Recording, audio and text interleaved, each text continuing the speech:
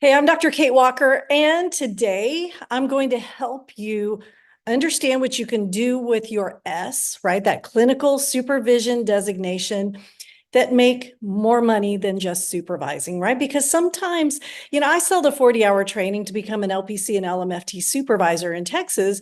And the first thing people think about, as you would think they would, is, okay, I got to see a ton of supervisees. And that's the myth I'm going to debunk today. So you're going to get those three things and a lot more. But let's let in some folks who want to attend live, and that's awesome. So we've got people attending live. And of course, this will live stream into the Facebook. I'm sorry, it's not going to live stream into the Facebook group because Facebook doesn't let us live stream from Zoom anymore. So if you're hanging out just listening, you can leave your camera on or off, totally up to you. You can use the chat. I've got the chat up. Otherwise, I'm going to talk a little bit about the three things, and then I'm going to take your questions. So glasses on, I'm going to refer to my notes. So here's the thing. When people get their S, excuse me, when people get their S, they think, okay, I am going to just get a ton of supervisees. Well, here's the problem with that. As a supervisor, you are faced with the same developmental model as your supervisees, right? You got your S. Well, you're brand new at this.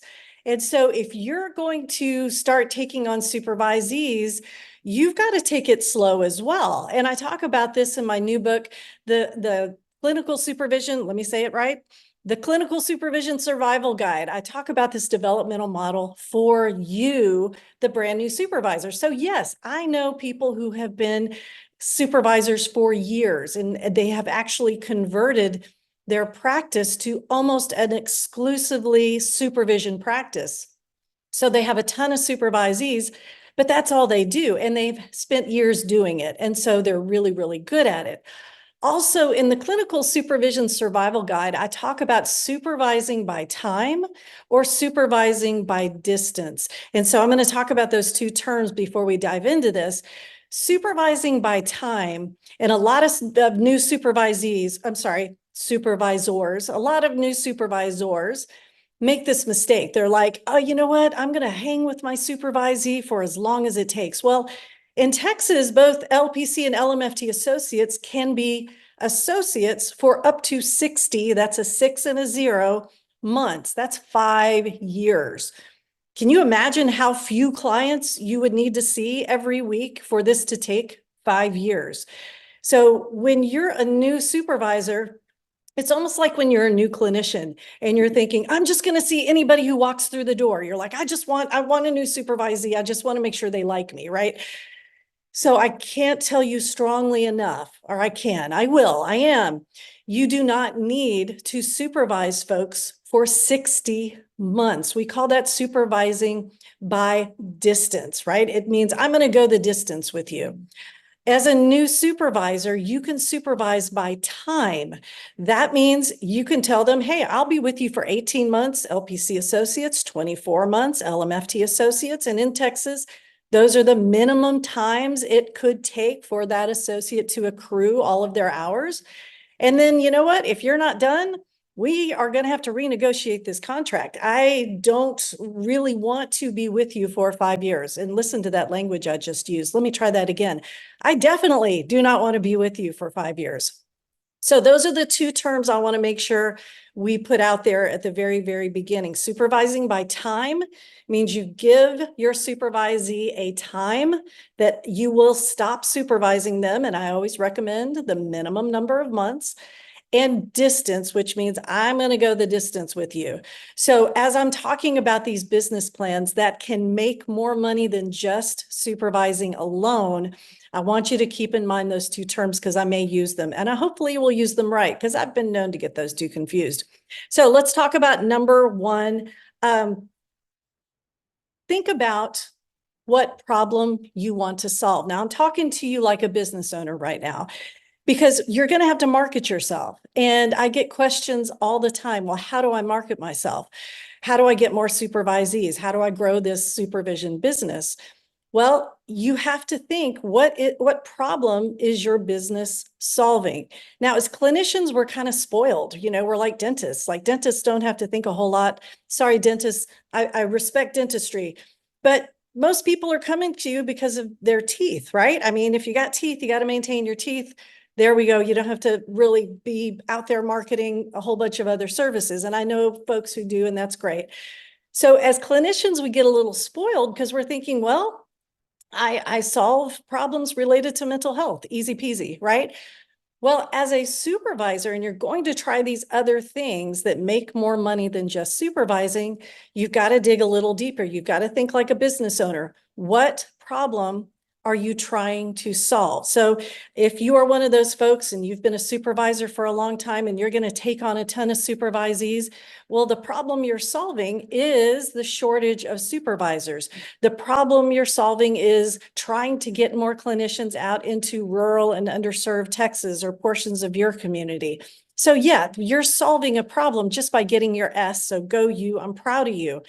As you start thinking about these other things though, we're going to put them in terms of what problem are you solving and how are you solving it? So number one business plan that makes more money than just supervising is private practice mentoring, right?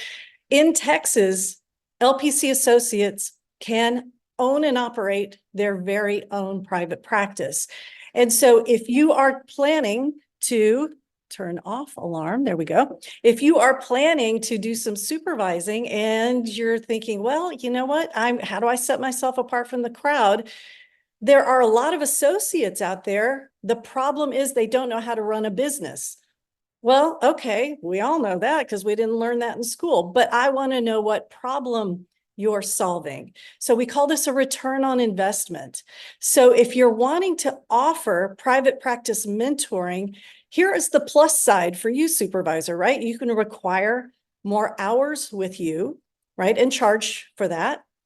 You can charge more for the hours related to private practice mentoring, right? Because it's a specialized skill. So you're solving the problem for you so far, right? Because you're charging more money. What problem are you solving for them, right? So as you think about marketing your private practice mentoring, you're going to have to show these supervisees how you are going to save them time, right? You're going to help them not make mistakes, have to fix mistakes, right? Because mistakes cost time and money. You're going to have to show them how what you're teaching them can get them clients in the door. Because I know a lot of private practice mentors, I'm going to make my double quote sign, they do their thing and there's no extra money coming in the door for their coachees, right? The folks who are paying them for the mentoring.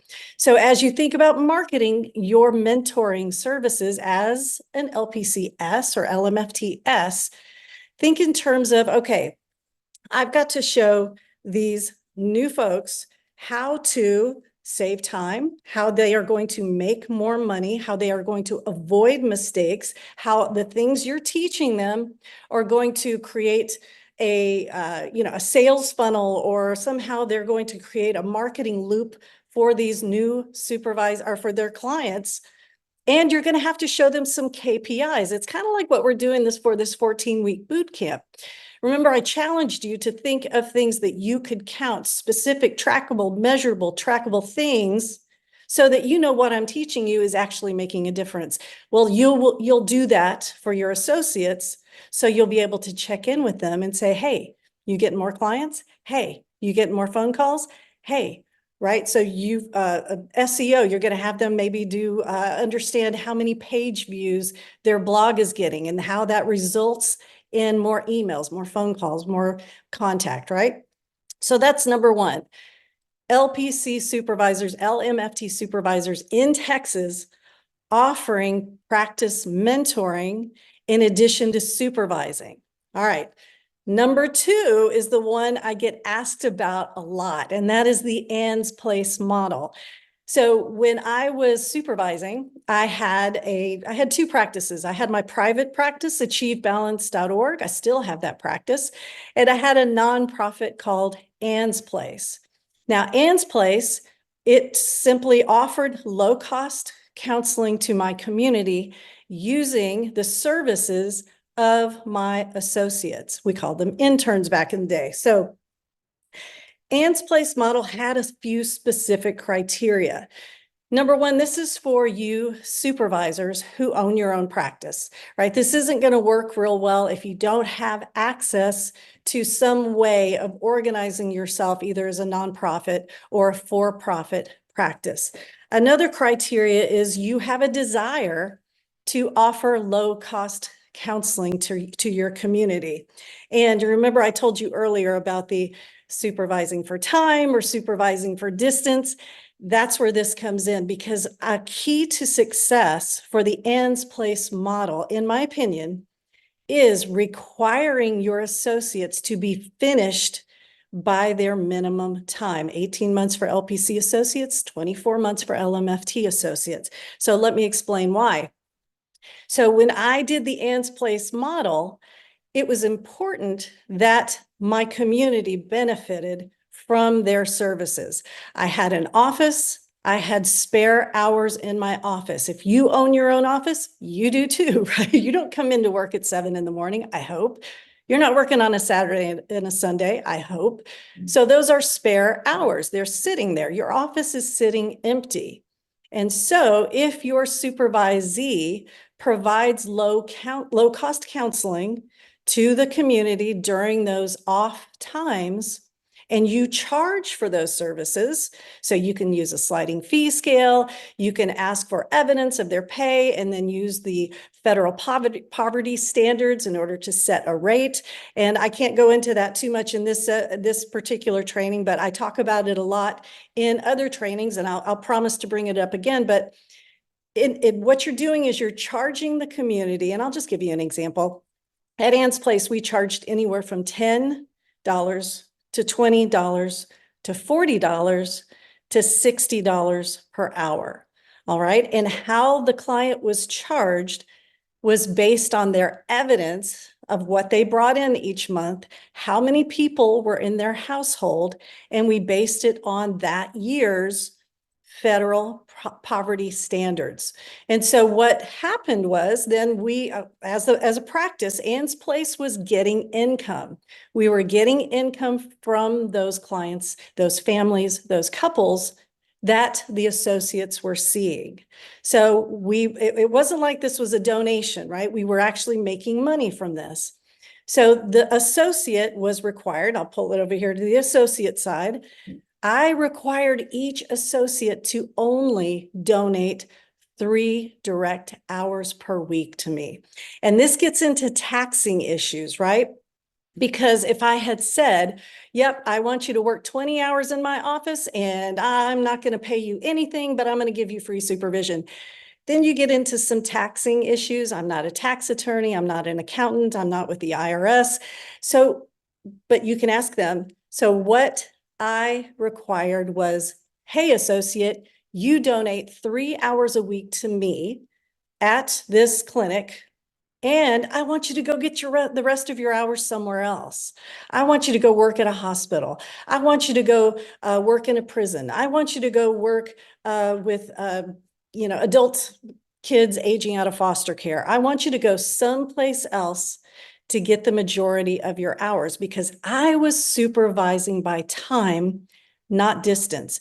And that lit a fire under them, right? They understood they had to get hours, but they wanted, and here's the kicker, the Ann's Place model offers those associates free supervision in exchange for those 3 direct hours.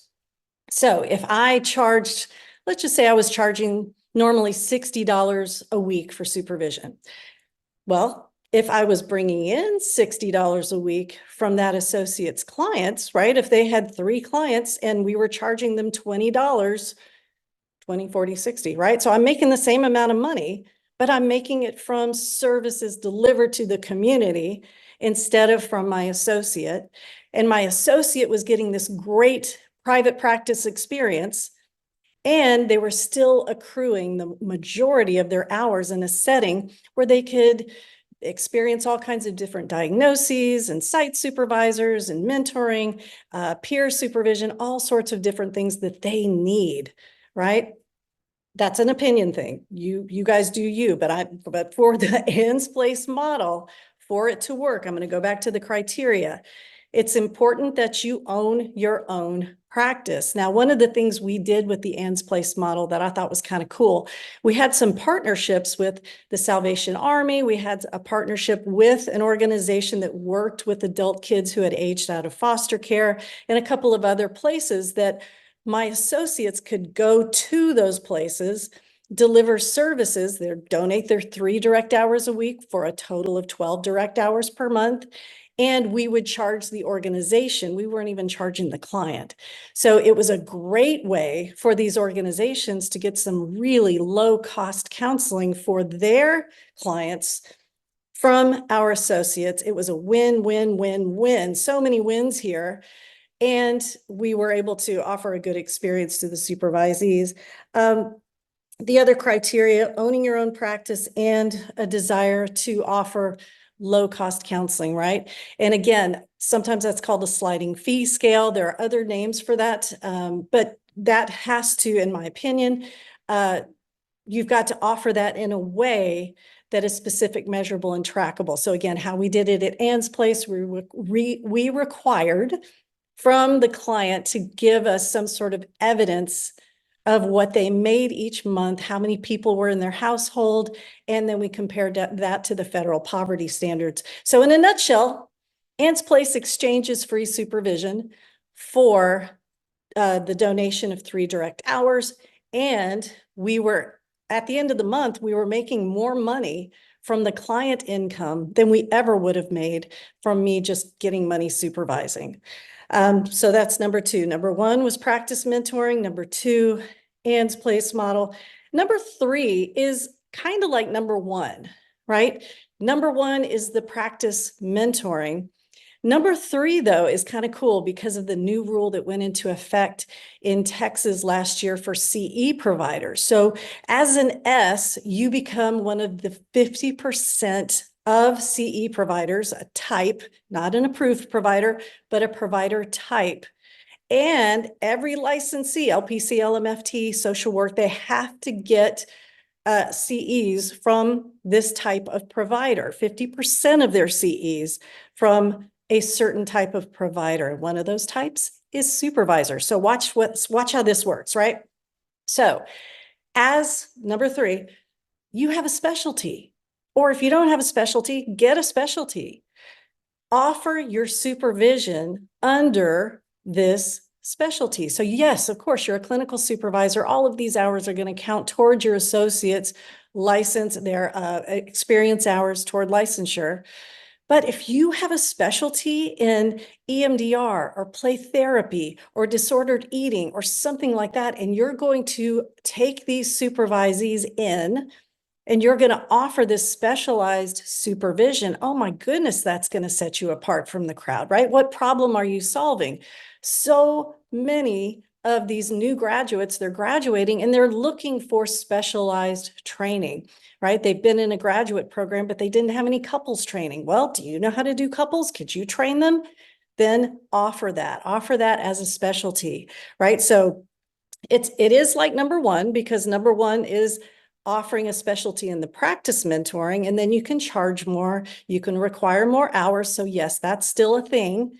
And for this one though, I'm putting in that 50% rule because now you can start creating a course. You can become a CE provider. And that's really what this training is all about today, is taking you out of supervising completely for a couple of reasons, right? If you're a new supervisor, I don't want you taking on a ton of supervisees anyway. I want you to get used to it. I want you to get your feet wet. I want you to figure out if you're supervising by time or distance, what works, what doesn't work for you. So imagine if you're supervising 1 or 2 people, awesome, go you. Thank you for solving the problem of not enough providers in Texas. But you're also going to come up with a course. You're also going to develop an online course. You're going to make it an asynchronous course, which means you can get money while you're sleeping for people who are taking your online course, how to supervise this specialty, or if you're just directing it to the associate. By the way, associates don't need CE, so I'm throwing it in here, but It doesn't have anything to do with the 50%. But you could train associates and say, okay, here, I don't have any room for you in my supervision group right now, but watch this course. It costs you $50. Take the course, and then I know you're ready. And when I have an opening, I will slide you right in, and I'll know you're ready to go because you took my course and you learned what I wanted you to learn. So there is a way to use it as a marketing tool to get those supervisees in to see you, and they've already gotten to know you. They've already heard you teach. They've already seen your face. They've already heard what a great teacher you are. So that part is definitely part of getting them in and marketing. And then, of course, we have just be a CE provider. There are ways you can offer workshops live, and virtual. That's the same thing, right? No limits on either one. Or take the live thing, record it, put it up asynchronously, and voila, you have an asynchronous course that people will take, and you don't have to keep your hands on it, right? There is software out there. And in a training coming up, and I know it's next week for our Step It Up members, I'm going to walk you through how to create an online course. And I'm going to show you exactly how I do it. I'm going to walk you through the software that I use. I'm going to take you through stuff that I did when I was first starting out, and I didn't want to spend a ton of money, right? So there is a way for for you to create a course that sets you apart from the crowd because it solves a particular problem for licensees. If a licensee needs 50% of their CEs from a particular type of provider, you are that provider. Now, last thing I want to talk about before I open it up to questions, it's something I get asked a ton, and I would be remiss if I didn't talk about it. If I'm just talking to a supervisor who wants to get supervisees, and you're like, Kate, I don't know how to do that. I don't know how to market myself. I want to talk to you for a second. Please take some time and form a relationship with a graduate program, and not just a program, a person. Find out who does the practicum, who's in charge of internship, who's the Chi Sigma Iota sponsor, and reach out to them. Offer to do a presentation for their class. Offer to go speak to the Chi Sigma Iota chapter one night about this practice specialty or practice mentoring, or one of the things we've talked about today. And, you're not going to spend that time marketing yourself, but what you're doing is you're helping those professors learn to trust you, because believe me, they want a list of supervisors, of people they trust to hand to their graduating students. So as you form this relationship with that university, you're going to have a funnel. You're going to have a total pipeline of supervisors who are knocking on your door. The other thing, you've got to get out and network with your colleagues. Your colleagues are going to get full, and especially I'm talking about your supervisor colleagues. So if you are in the Facebook group, Texas Supervisor Coalition, or in your community, if there are people who meet in person, I know Austin has groups, DFW has groups, El Paso has a group. Get into those groups so that you can start letting people know, I've got openings, I've got openings, I've got openings. And when word gets around the problems that you solve, the particular problems that you're solving with these additional things that go way beyond supervision, right? You are adding value to your community, you're adding value to your associates, and of course, it's going to make more money than just supervising alone, right? One of the things I discourage, my soapbox, I don't want you charging your client rate for your supervisees. And I know people are going to push back on that. And I respect that. I totally respect it if you're going to charge the same rate as your client rate for a supervisee. I mean, that's your right. I mean, it's your time. I know, because I've been doing this for a long, long time, that there is so much more you can do with your S. So to recap before I open it up, number one, practice mentoring. Number two, the Ann's Place model. And number three, becoming a CE provider, along with developing or just advertising your specialty. And then, of course, the cherry on top, let me say that again, I'll edit that out. Cherry on top Form relationships with universities you trust, I can't talk today, and with your local community of fellow therapists and therapist supervisors so they know you have openings. All right, I'm going to open it up for questions.